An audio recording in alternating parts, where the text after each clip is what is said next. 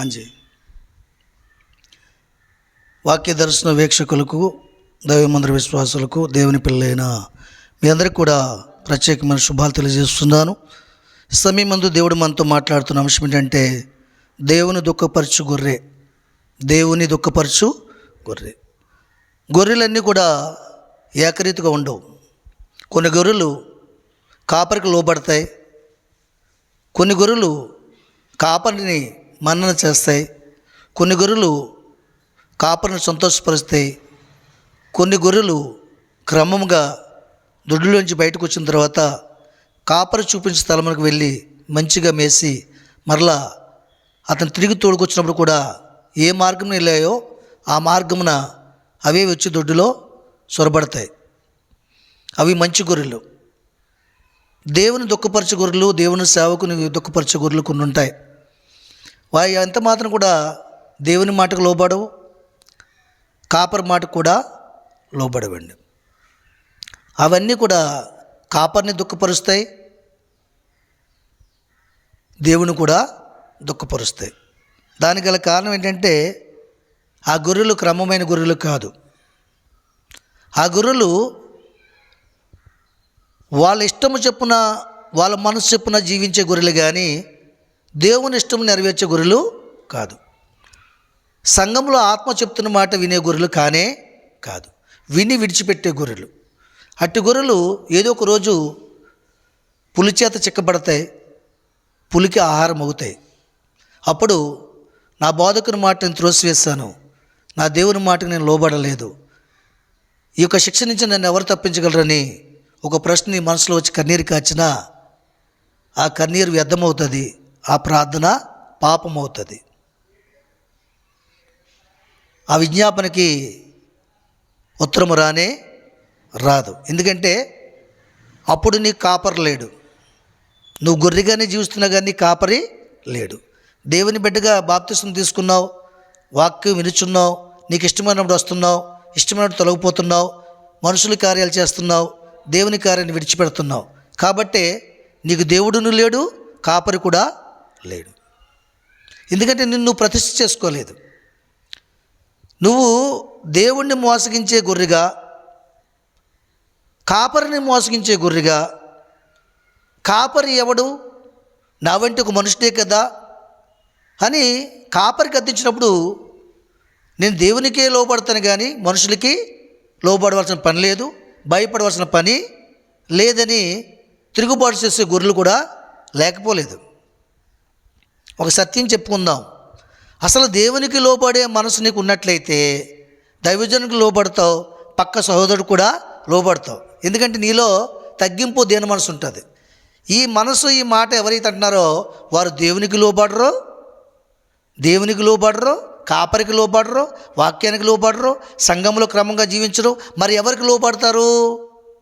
వాడు కుడి పక్కన నిలుచుండి ఒకడు చూస్తుంటాడు, నాకు ఎప్పుడు లోబడుతుందని, వాడికి లోబడతాడు. వాడెవడు?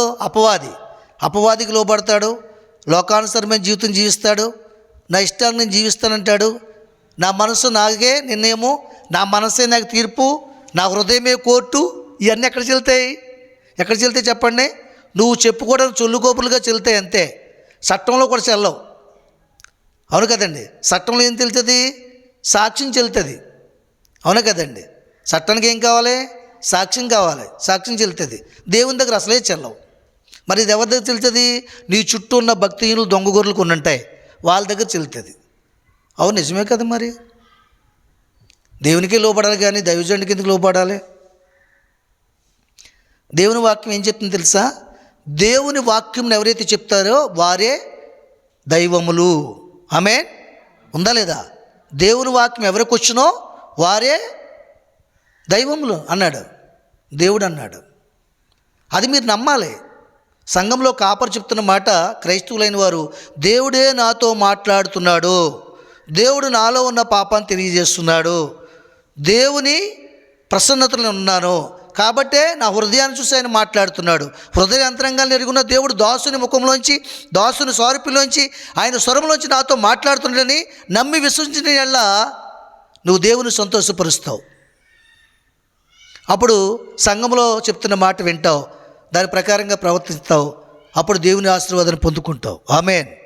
కాబట్టి ఇలాగ దేవుని దుఃఖపరిచే గొర్రెలు ఉన్నాయి, వాళ్ళ ఇష్టానికి వాళ్ళు జీవించే గొర్రెలు ఉన్నాయి, దేవుని మహింపరిచే గొర్రెలు కూడా ఉన్నాయి.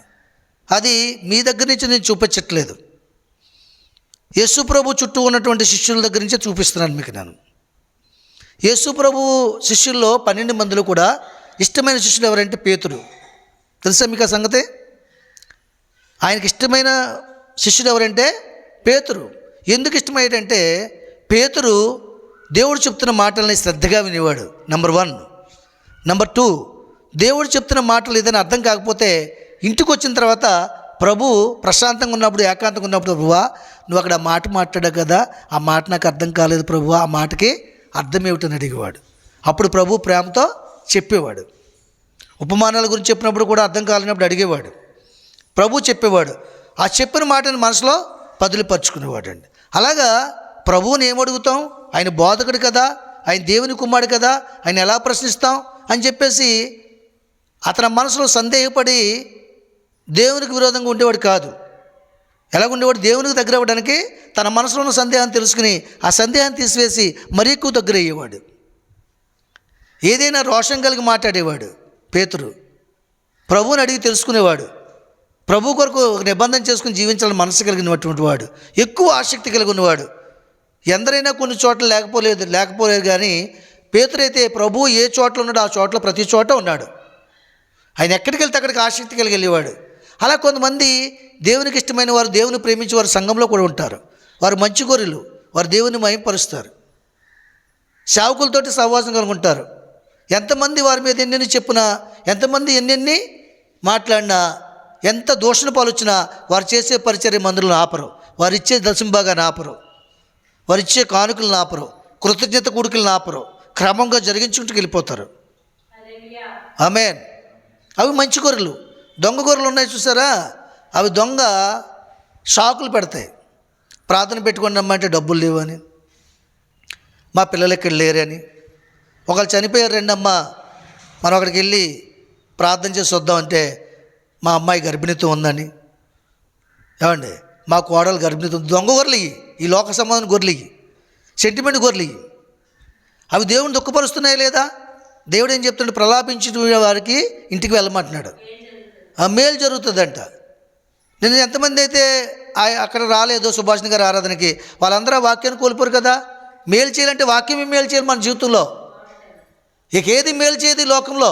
ఈ లోక సంబంధం మేలైనా, ఆత్మ సంబంధం మేలైనా, పరలోక సంబంధం మేలైనా, పరదేశాన్ని మేలైనా నువ్వు పొందుకోవాలంటే వాక్యమే నీకు మేలు చేయాలి.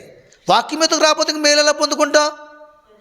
ఒక మినిస్టర్ వస్తాడండి, మీరు పేదవారని నాకు తెలిసింది, మీకు ఏ ఆధారం లేదని తెలిసింది, మీకు ఒక అరెకరం పొలం దేవుడు మాంజ నేను రాసిస్తాను, చేసుకోండి బ్రతకండి అని చెప్పేసి ఒక కబురు పెట్టి రాసి ఇవ్వడానికి పిలిచాడు అనుకోండి, నువ్వు వెళ్ళకపోతే ఎలాగిస్తాడు? నీకోసం రిజిస్టర్ చేసాడు, ఆయన సిద్ధపరచాడు, పక్కన పెట్టాడు.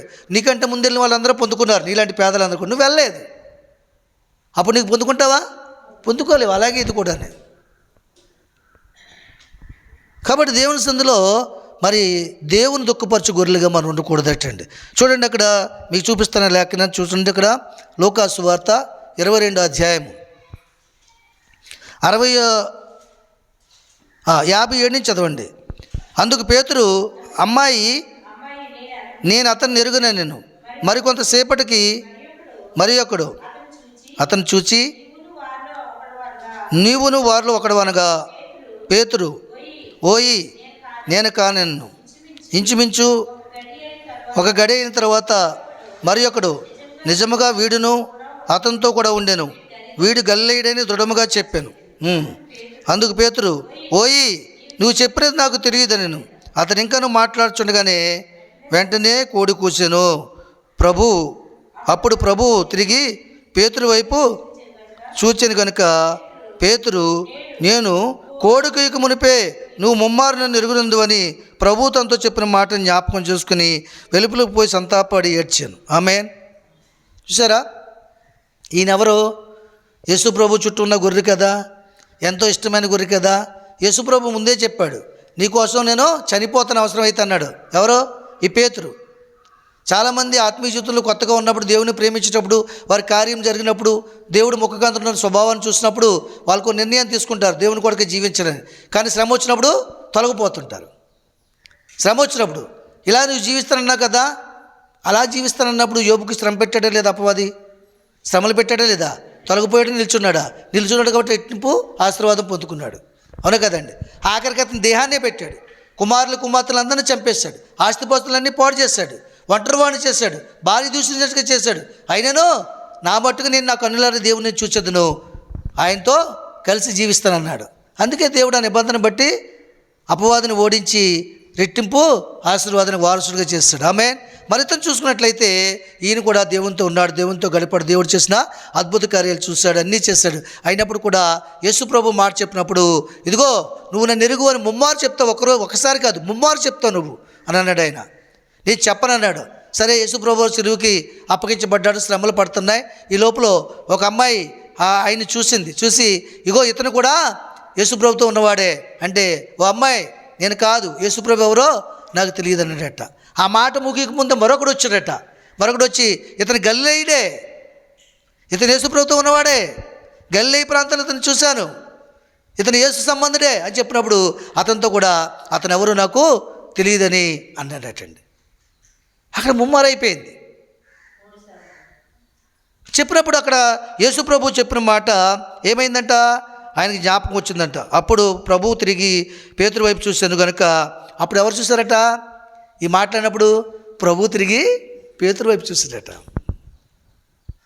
చూసావా? నువ్వు చేస్తున్న అవిధేయతని, నువ్వు ఆడుతున్న అబద్ధాన్ని, నువ్వు తీసుకున్న నిర్ణయాన్ని నేను కాదు చూసేది. ఎవరు చూస్తారు? దేవుడే చూస్తాడు. ఏ వాక్యం ఎదుగు వచ్చావో ఆ వాక్యం చూస్తుంది, ఆ వాక్యమే నీకు తీర్పు తీరుస్తుంది. ఎప్పుడైతే ఆయన వైపు చూశాడో వెంటనే ప్రభు కోడి కుయ్యకు మునిపే నువ్వు ముమ్మారు నన్ను ఎరుగునందు అని ప్రభు తనతో చెప్పిన మాటను ఆయన జ్ఞాపకం చేసుకుని వెలుపల పోయి సంతాపడి ఏడ్చాడట. చూసారా? ప్రభు చూసినప్పుడు ఆ మాట జ్ఞాపకం వచ్చింది. అలాగే ప్రభు ఈ దినము నీతో మాట్లాడుతున్నాడు. నీలో ఉన్న పాపం ఇది, నీలో ఉన్న దురాలోచన ఇది, దుష్టగుణం ఇది. నువ్వు దేవుని దుఃఖించే గురుగా ఉన్నావా, దేవుని మయంపరిచే గురుగా ఉన్నావా, సంతోషపరిచే గురుగా ఉన్నావా అని దేవుడు మాట్లాడుతున్నప్పుడు, ప్రభువును నువ్వు చూస్తున్నాడని, నీ హృదయాన్ని చూసి మాట్లాడతాడని నువ్వు తెలుసుకున్నప్పుడు నీలో కన్నీరు వస్తుంది, పశ్చాత్తాపం వస్తుంది. అప్పుడు మారు మనసు పొందుతావు. అంతవరకు రాదు నీకు. ప్రభు నా హృదయాన్ని చూసి దేవుని దాసునితో మాట్లాడుతున్నాడు, ఆయన స్వరంతో మాట్లాడుతున్నాడు, ఆయన ముఖకాంతంతో మాట్లాడుతున్నాడు నన్ను. కాబట్టి నేను నా పాపం కోసం ఏడవాలి, నా విధేయత కోసం ఏడవాలి, నా అక్రమం కోసం ఏడవాలి అని పశ్చాత్తాపడి మరి ఆయన కన్నీరు కాచిడంట. ఆమేన్. ఆ తర్వాత యేసును పట్టుకున్న శిష్యులు ఆయన్ని అపహసించి కొట్టి ఆయన ముఖము కప్పి, నిన్ను కొట్టిన వాడెవడో ప్రవచింపమని ఆయన్ని అడిగి ఆయనకు విరోధంగా ఇంకను అనేక దూషణ వచనములు ఆడిరి. ఆమేన్. ఆ తర్వాత ఏం చేశారట? యేసును పట్టుకుని మనుషులు ఆయన అపహసించి కొట్టి దూషించి ఆయన ముఖాన్ని కప్పేస్తారట. నిన్ను కొట్టిన వాడెవడు అని ప్రవచింపమని ఆయన్ని అడిగి ఆయన విరోధంగా ఇంకనూ అనేక వచనములు ఆడారట, దూషణం మాట్లాడారట. ఆమె చూసారా? యేసు ముఖము కప్పేస్తున్నారట. యేసు ఎక్కడుంటానని చెప్పాడు ఆయన. యేసు ఎక్కడుంటానని చెప్పాడు మనలోను. నీ హృదయం అనే ఆలయంలో నేను ఉంటానని చెప్పాడు. పాపం అనే ముసుగు చేత ఆయన కప్పుతున్నామేమో, అతిక్రమం అనే ముసుగు చేత ఆయన కప్పుతున్నామేమో. ఏమండి? ఆయనని నీ ప్రవర్తన బట్టి, నీ ఆలోచన విధానం బట్టి, నీ భక్తిహీనతను బట్టి, నీ దొంగ జీవితాన్ని బట్టి, అబద్ధకరమైన జీవితాన్ని బట్టి అనేక మంది దూషించే పరిస్థితిని నువ్వు కలగజేస్తున్నావు. మనం ఆలోచన చేయాలి అండి, ఆలోచన చేయాలి. మన క్రియలే మనకు అడ్డుగా ఉంటాయి అన్నాడు. మన క్రియలు, మన ఆలోచనలే దేవునికి విరోధంగా పాపం అయిపోతుంది అని చెప్పాడు. కాబట్టి అలాగే వాళ్ళు దోషణ మాట్లాడారట. కాబట్టి ఆయన కొట్టారట కూడా. ఇప్పుడు నువ్వు క్రైస్తవురాలయ్యండి అబూతులు మాట్లాడకూడదు, క్రైస్తవులు అయ్యండి అబద్ధం ఆడకూడదు, క్రైస్తవు అయింది ఒకరిది అపహరించకూడదు, క్రైస్తవురాలు అయ్యండి ఒకరికి ఏం చేయకూడదు, అక్కడిదక్కడ తంత్రాలు మంత్రాలు పెట్టకూడదు అని అడిగారు అనుకోండి, అప్పుడు దేవుని కొట్టినట్లు లెక్క కదా. మరి ఎవరిని బట్టి? నిన్ను బట్టి, నువ్వు పెట్టే తతంగాలను బట్టి, తంత్రాలను బట్టి, మంత్రాలను బట్టి, ఇక్కడ మాట అక్కడ, అక్కడ మాట ఇక్కడ చెప్పే విధానాన్ని బట్టి, నీ ప్రవర్తన మార్చుకోవడం బట్టి మొదటగా నీ హృదయంలో ఉన్నటువంటి దేవుని ముఖానికి ముసుగు వేసి పాపం అనే ముసుగులో జీవిస్తూ ఆ ముసుగులోనే జీవిస్తూ ప్రవర్తన మార్చుకోకుండా దేవుణ్ణి కొట్టబడే స్థితికి, సంఘంలో సమాజంలో దేవుణ్ణి అవమానపరిచే స్థితికి నీ ప్రవర్తనే ఆ గురికి ఆయన చేస్తుంది. అప్పుడు చెప్పండి, దొంగ గొర్రె కాదేమి?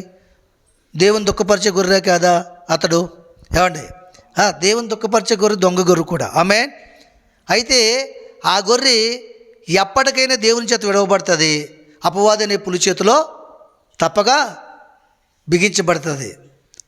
కబందాస్త లాంటి వాడివి. ఏమండి, ఒకరోజు ఆ పులి అనేటువంటి అపవాదికి ఆహారము అవుతుంది. ఆమేన్. ఆ తర్వాత ఏం జరిగింది?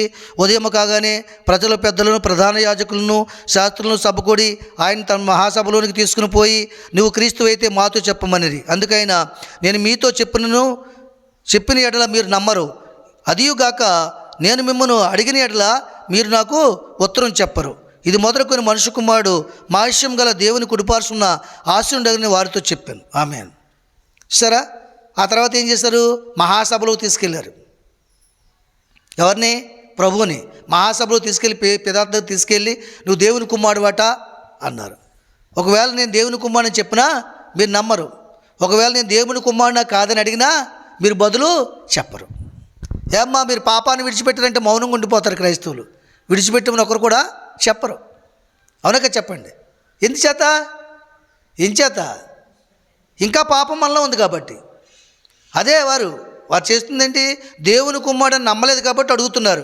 కాబట్టి వాళ్ళని అడిగినా నువ్వు దేవుని కుమారుడిని ఒప్పుకోరు, ఒకవేళ చెప్తే నమ్మరు.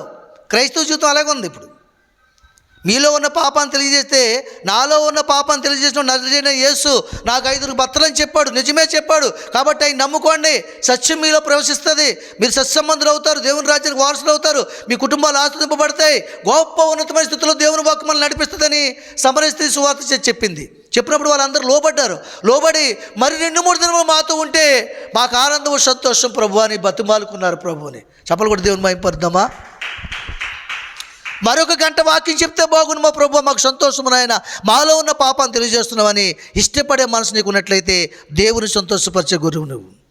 నీలో ఉన్న పాపం తెలియజేస్తున్నప్పుడు నువ్వేం చేస్తావంటే దుఃఖపడిపోతావు, పాపాన్ని విడిచిపెట్టకుండా. కానీ ధనవంతుడు అలాగే దుఃఖపడ్డాడు కదా, ధనాన్ని విడిచిపెట్టమంటే అలా దుఃఖపడిపోతావు నువ్వు.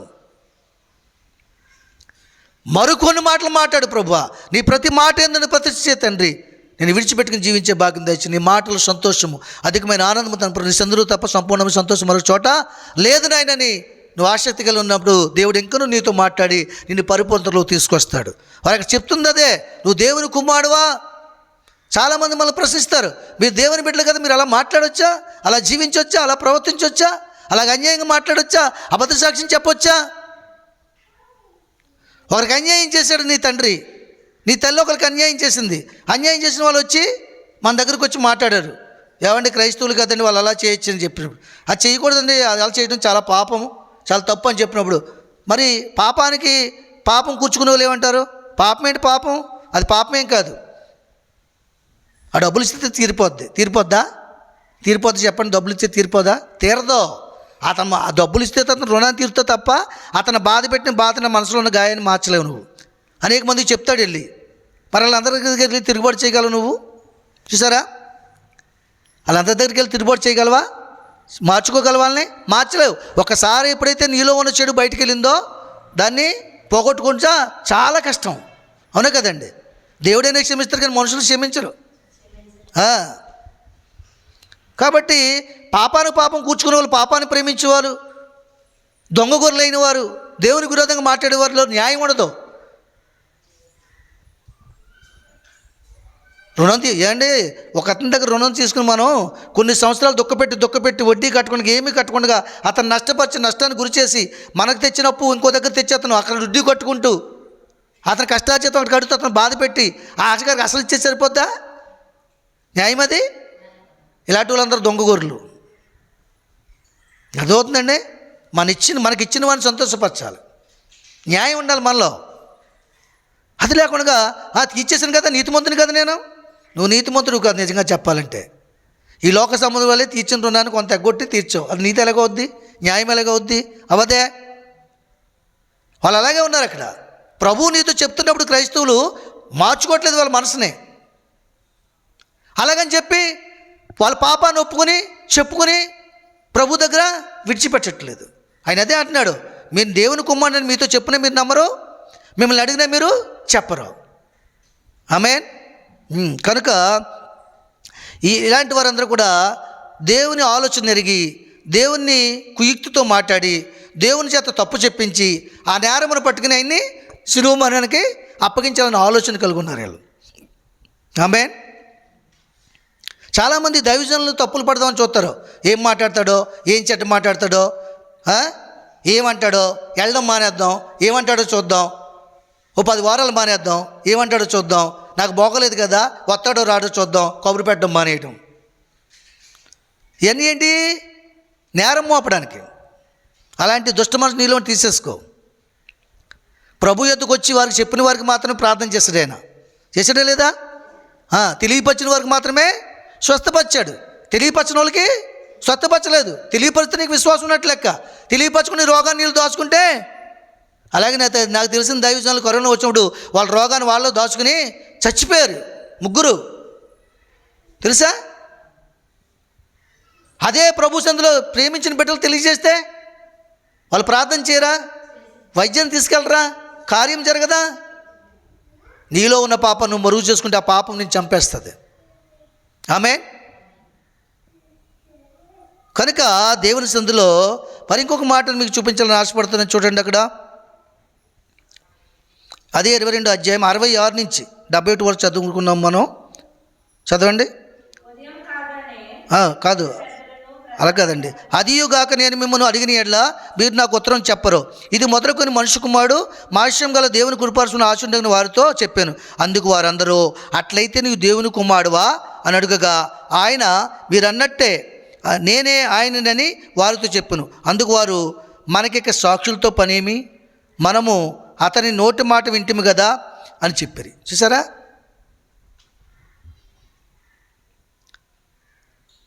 నువ్వు దేవుని కుమారుడు అని మళ్ళీ 2సారి అడిగారు. మీరు అన్నట్టే అన్నాడు. అంటే నువ్వు దేవుని కుమారుడు అని చెప్తున్నావా? అయితే ఇంక మన సాక్షులతో పనే ఉంది. ఇది మనుషుడై ఉండి ఇతను దేవుని కుమారుడని చెప్తున్నాడు. ఇంకెంతకంటే సాక్ష్యం ఏం కావాలి? ఈ సాక్ష్యాన్ని బట్టి దేవునితో సమానం పరుచుకున్నాడు కాబట్టి, దేవుణ్ణి అంటున్నాడు కాబట్టి ఈ సాక్ష్యాన్ని బట్టి సిలువకి అప్పగించవచ్చు అని నిర్ణయం తీసుకున్నారు వాళ్ళు. ఆమేన్. కాబట్టి దేవుని సందులోనూ మనము కూడా మరి దేవుణ్ణి కార్యం మన ఎడల జరగలేనప్పుడు, మనం నమ్మి విశ్వసించలేనప్పుడు ఇంకా దేవుని విడిచిపెట్టేస్తారండి. ఇంట్లో ఏదైనా శోధన వచ్చిందనుకోండి, ఎవరైనా చనిపోయారనుకో, ఇంకా అది బాప్తిస్మం అన్నీ విడిచిపెట్టేస్తారు, దెయ్యాలను వెంబడిస్తారు. ఇంకా యేసుప్రభుని సిలువకు అప్పగించేస్తారు. ప్రార్థన వల్ల స్వస్థత రాలేదనుకో, పాపాన్ని విడిచిపెట్టకుండా ప్రార్థన చేస్తారు. ఆ ప్రార్థన వల్ల స్వస్థత రాకపోతే ఏం చేస్తారు? మంత్రాలు, తంత్రాలు, వాళ్ళ ఇష్టానికి వాళ్ళు వెళ్ళిపోయి మొల చుట్టూ, చేతుల చుట్టూ, జబ్బల చుట్టూ కట్టించుకుంటారు. అప్పుడు దాన్ని తీసుకొచ్చి, దెయ్యాన్ని తీసుకొచ్చి మన ఇంట్లో పెట్టుకుంటే అది ఊరుకుంటుందా? అది ఏర్పాటు చేస్తుంది. ఇల్లు అంటే నీ దేహం కట్టేసి బంధిస్తుంది.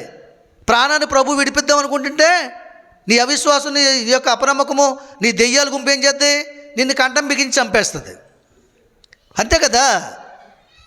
శత్రువుని ఇంట్లో తీసుకొచ్చి పెట్టుకుంటే ఏం చేస్తాడు? ఇల్లంతా పాడు చేయడా?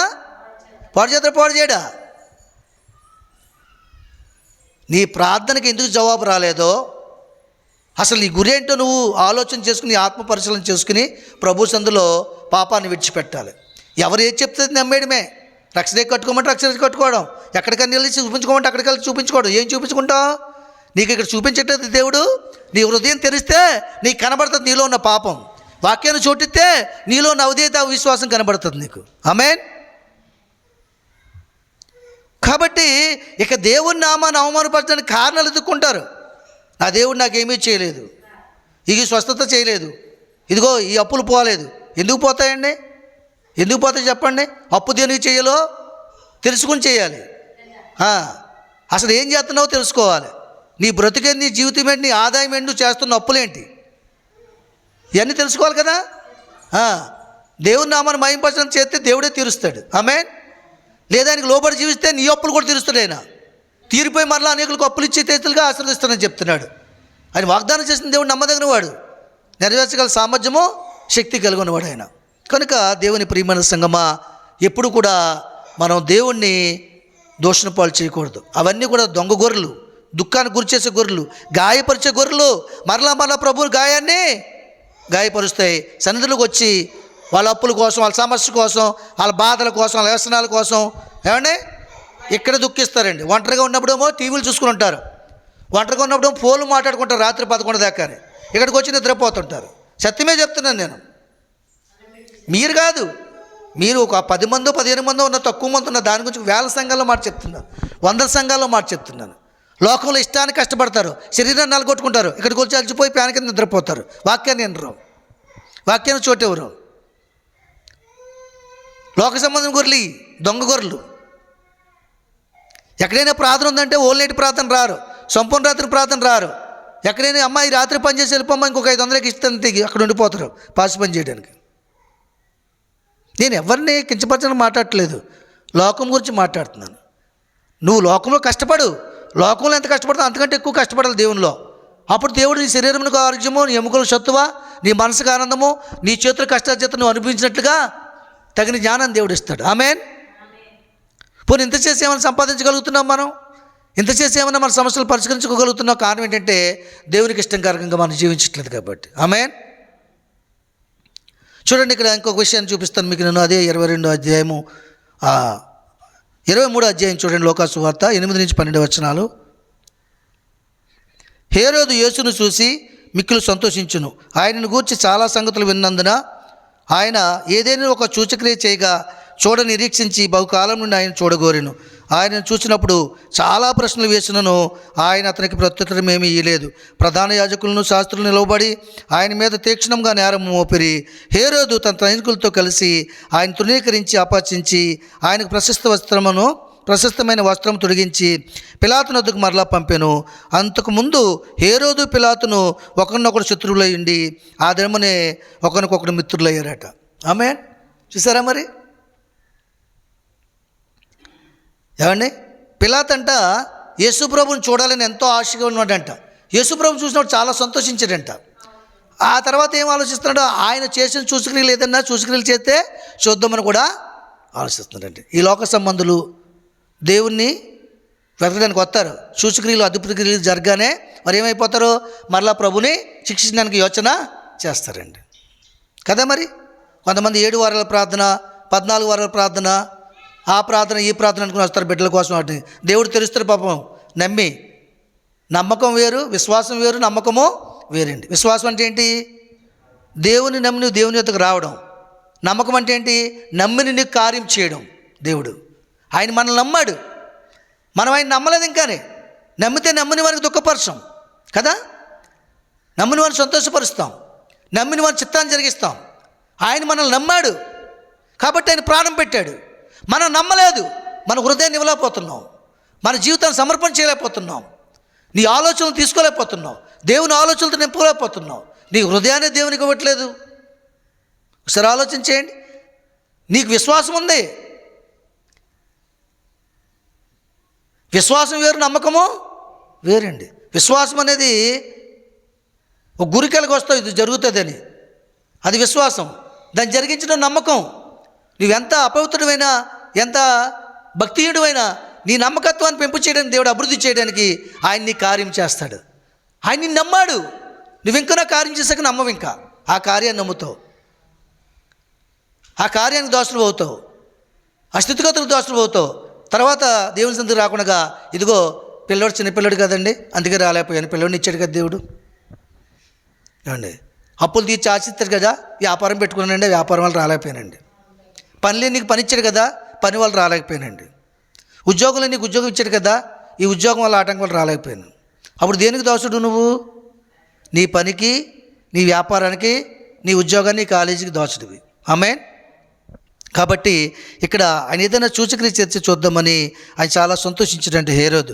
ఆ తర్వాత ఆయన చూసినప్పుడు చాలా ప్రశ్నలు వేసాడట. ఆయన అతనికి ఉత్తరం ఏమీ ఇవ్వలేదట. ఆయనకి ఎవరికి ఉత్తరం ఇస్తాడండి? ఆయన మేలు కోరే వారికి ఉత్తరం ఇస్తాడు. అవునగా చెప్పండి. ఆయన కీడు కోరుతున్నారు మనసులో.